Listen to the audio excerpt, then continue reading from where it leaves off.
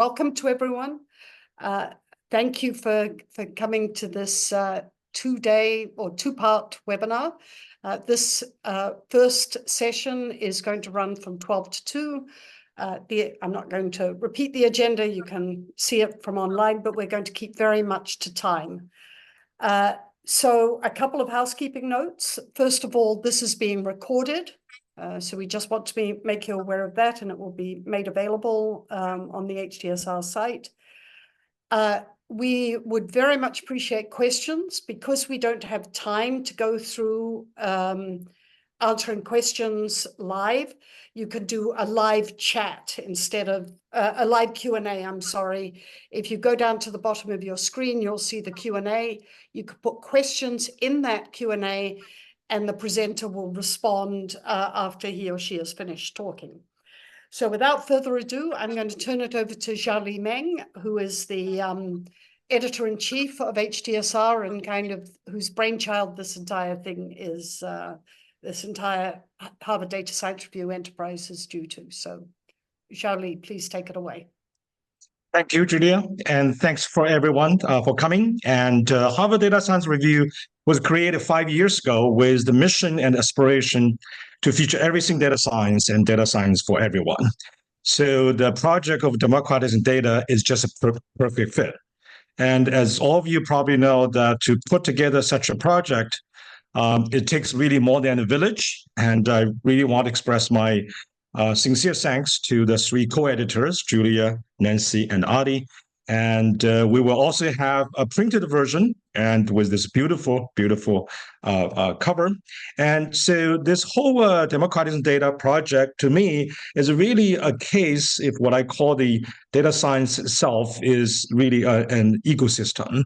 And as you can see that I would feature 17 articles plus 2 editorials, one from Nancy and Julia, and one from me, which was a tremendous learning experience for me. And these articles were classified into 5 categories from the value of data, which really means both how do you value a particular data set, but also how do you support enterprise like this. And we have the building the evidence and the search and discovery methods, so it's a very technical part as well, and practical implementation, and in the end, about how to build a community. And I have to say that it was a tremendous amount of learning for me to write that editorial, and thank the editors, invite me for doing so. So as I was writing these editorials, it just, I frame it really from what I wrote at the very beginning when we start Harvard Data Science Review. I wrote a couple of editorials talking about data science as an artificial ecosystem and what are the dimensions there. And in that article, I specified, using the article then, these 5 different kind of dimensions, thinking about data science in a very broad way, a broad perspective, thinking about the sectors, the specialties, the skills, the sophistications, and the stance. But as I was writing this particular editorial, reading this really wide-range article, I realized I missed another dimension, which is very important, which is, I think all of us are, these stakeholders. These are from the founders and the suppliers, data suppliers, including anyone, creates data and process data and distribute data, which is, a lot of us, and of course, in the end, the users. And this whole issue really emphasizes how these communities need to get together. And this democratic data is really for everyone. It's really by everyone and also for everyone. I want to just kind of close it by mentioning that this project actually has a direct impact on my own research. And this project, so will be slightly technical, but I hope you will bear with me because I want to showcase how important a project like this, even for someone like academia, because I've done research for the last 30 years. And this was really a problem that started 30 years ago. And I finally, when I was reading this this volume, I said, gosh, someone actually answered my prayer 30 years ago. Let me explain what do I mean by that. Okay.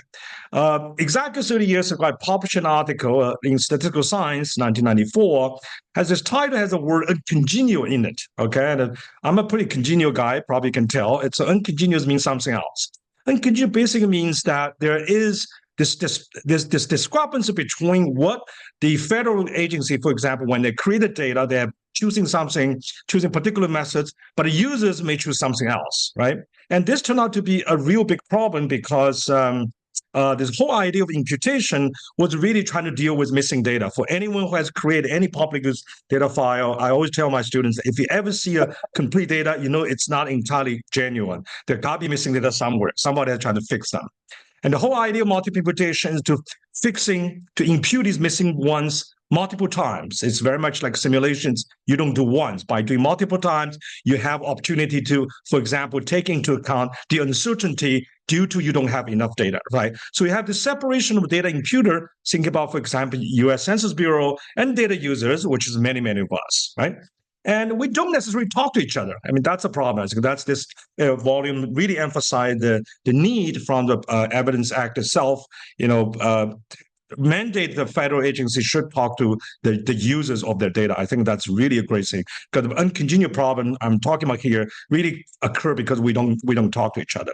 Now, what was the problem? The problem was, once you have these m different data sets, everyone is impute m times, a user can analyze each one separately, just like they've done with the complete data, and they can average these m answers to get what they want. To create uncertainty assessment, then you average all the uncertainty for each one, but they also need to take into account how each one differ from each other. So you have this concept called within imputation plus between imputation. For those of statistical oriented, that's simply the so-called ANOVA. Now, that calculation initially was proposed by my advisor, Don Rubin, and was used, in all these surveys and these analysis. And what happened was everybody thought, that looks obviously correct, but total equal to within plus between, until Bob Fay from the Census Bureau, I think at the time he was the chief mathematical statistician, wrote an article saying when are inference from multiple imputation valid? Of course, anytime somebody writes that article, that title, he's questioning it. And it turned out that he showed that it may or may not work. For example, you claim you have 95% of confidence coverage, you end up only having, say, 80%, right? So I was, as a young researcher, really trying to understand what's going on here. And then we soon find that there are three challenges doing multiple imputation. The one is imputation model. That's crucial. How do you connect the observed data with unobserved so you can build a model? That's a typical challenge, that's a computational challenge. But the new challenge here, and really this volume on the democratizing data speak to it, is this thing what I call the uncongeniality, which is the incompatibility between what, for example, Census Bureau has adopted and what the subsequent users will be using, right? Everybody uses whatever their favorite procedure, which may or may not be compatible to the procedure that Census Bureau use for imputation. And this is the whole thing I wrote in my 1994 article. And not boring you any details, basically this is what happens. It's complex because the imputer's model could be more general than the analyst model. Both can contain the God's model, which is the truth in it, or it could be the other way around, or they can both be kind of correct, but they do not overlap with each other. To this day, 30 years later, that we still only have results to show that only these two cases we can guarantee some, efficiency or validity. We still don't understand how, if the impute analyst, they both are correct and contain the truth, but they do not mess with each other, what happens to these inference? It could go either ways.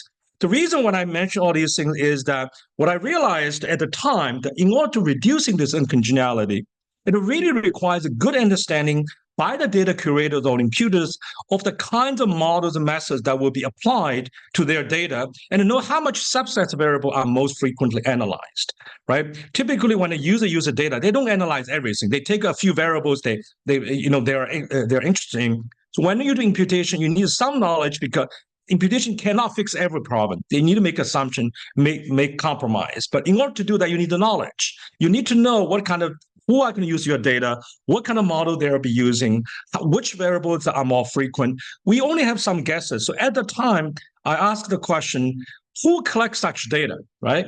And I think I thought about it, so well, actually, really, there's no field collecting the kind of data, like how the user is trying to use a public data file. So this was a question asked when I had a lot more hair, and it took 30 years, and I finally get to a point. I guess when you ask a question long enough without answer, you lose hair.